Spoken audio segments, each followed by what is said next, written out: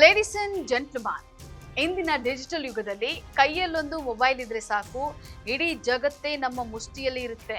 ಒಂದು ಕಾಲದಲ್ಲಿ ಪ್ರತಿಭೆಯನ್ನ ಪ್ರದರ್ಶಿಸೋಕೆ ವೇದಿಕೆಗಳಿಗಾಗಿ ಹುಡುಕಾಡಬೇಕಾಗಿತ್ತು.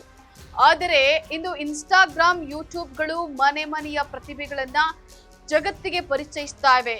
ಆದರೆ ಇದೇ ಸೋಷಿಯಲ್ ಮೀಡಿಯಾ ಯುವ ಜನತೆಯ ಪಾಲಿಗೆ ಸಮಯ ತಿನ್ನುವ ಭಸ್ಮಾಸುರನಾಗ್ತಾ ಇದೆಯೇ? ಪ್ರತಿಭೆಯ ಹೆಸರಲ್ಲಿ ಅಮೂಲ್ಯ ಸಮಯ ವ್ಯರ್ಥವಾಗ್ತಾ ಇದೆಯೇ? ಈ ಬಗ್ಗೆ ಕಂಪ್ಲೀಟ್ ಡೀಟೇಲ್ಸ್ ಅನ್ನ ನೀಡ್ತೀನಿ. ವೀಕ್ಷಕರೇ, ನೆಲ ಜಲ ಭಾಷೆಗಾಗಿ ಪ್ರಾಮಾಣಿಕ ಪತ್ರಿಕೋದ್ಯಮ. ನೀವು ನೋಡ್ತಾ ಇದ್ದೀರಾ ಫೋಕಸ್ ಟಿವಿ. ನಾನು ಪವಿತ್ರ.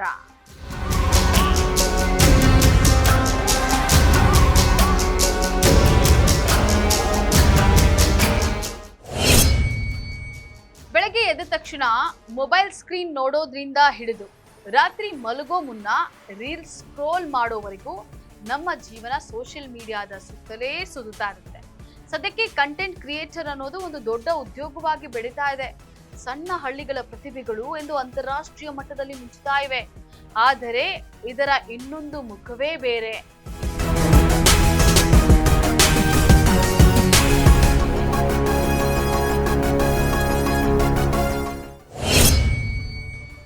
ಭಾರತವು ವಿಶ್ವದ ಅತಿ ಹೆಚ್ಚು ಯುವ ಜನಸಂಖ್ಯೆಯನ್ನು ಹೊಂದಿರುವಂತಹ ದೇಶವಾಗಿದೆ. ಆದರೆ ಈ ಯುವ ಶಕ್ತಿ ಇಂದು ಹೆಚ್ಚಾಗಿ ಇನ್ಸ್ಟಾಗ್ರಾಮ್ ರೀಲ್ಸ್ ಮತ್ತು ವಿಡಿಯೋಗಳನ್ನ ನೋಡೋದ್ರಲ್ಲಿ ವ್ಯರ್ಥವಾಗ್ತಾ ಇದೆ.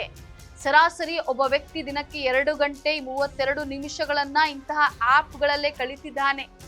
ದೇಶದಲ್ಲಿ ಸುಮಾರು 8 ಕೋಟಿ ಜನರು ಕಂಟೆಂಟ್ ಕ್ರಿಯೇಟರ್ಗಳಾಗಲು ಪ್ರಯತ್ನವನ್ನ ಮಾಡ್ತಾ ಇದ್ದಾರೆ. ಆದರೆ ಅವರಲ್ಲಿ ಕೇವಲ 1.5 ಲಕ್ಷ ಜನರು ಮಾತ್ರ ಅಲ್ಪ ಸ್ವಲ್ಪ ಹಣವನ್ನ ಗಳಿಸ್ತಾ ಇದ್ದು, ಉಳಿದವರ ಸಮಯ ವ್ಯರ್ಥವಾಗ್ತಾ ಇದೆ.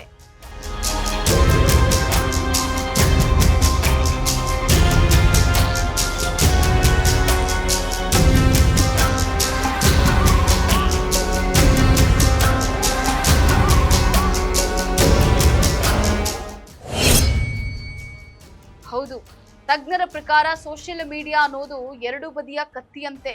ಇಲ್ಲಿ ಕ್ರಿಯೇಟಿವಿಟಿ ಬೆಳೆಯೋದು ಎಷ್ಟು ನಿಜವೋ, ವ್ಯಸನದಂತೆ ಸಮಯ ಹಾಳಾಗುವುದು ಕೂಡ ಅಷ್ಟೇ ಸತ್ಯ. ಯುವ ಜನರು ಕೇವಲ ವರ್ಚುವಲ್ ಜಗತ್ತಿನ ಹೊಗಳಿಕೆಗೆ ಮರುಳಾಗಿ ನೈಜ ಬಾಂಧವ್ಯಗಳನ್ನ ಮರೆಯುತ್ತಿದ್ದಾರೆ ಅನ್ನುವಂತ ಪ್ರಶ್ನೆ ಮೂಡ್ತಾ ಇದೆ. ಕೊನೆಯದಾಗಿ ಹೇಳ್ಬೇಕಂದ್ರೆ, ತಂತ್ರಜ್ಞಾನ ಅನ್ನೋದು ನಮ್ಮ ಬೆಳವಣಿಗೆಗೆ ಪೂರಕವಾಗಿರ್ಬೇಕೆ ಹೊರತು ನಮ್ಮನ್ನ ಗುಲಾಮರನ್ನಾಗಿ ಮಾಡಬಾರದು. ಸೋಷಿಯಲ್ ಮೀಡಿಯಾವನ್ನ ಪ್ರದರ್ಶಿಸಲು ಬಳಸಿ, ಆದ್ರೆ ಜೀವನದ ಅಮೂಲ್ಯ ಸಮಯವನ್ನ ಅದರಲ್ಲೇ ಕಳೆಯಬೇಡಿ. ಇದಾಗಿತ್ತು ಫೋಕಸ್ನ ಸ್ಪೆಷಲ್ ಸ್ಟೋರಿ. ನೆಲ ಜಲ ಭಾಷೆಗಾಗಿ ನೋಡ್ತಾ ಇರಿ ಫೋಕಸ್ ಟಿವಿ.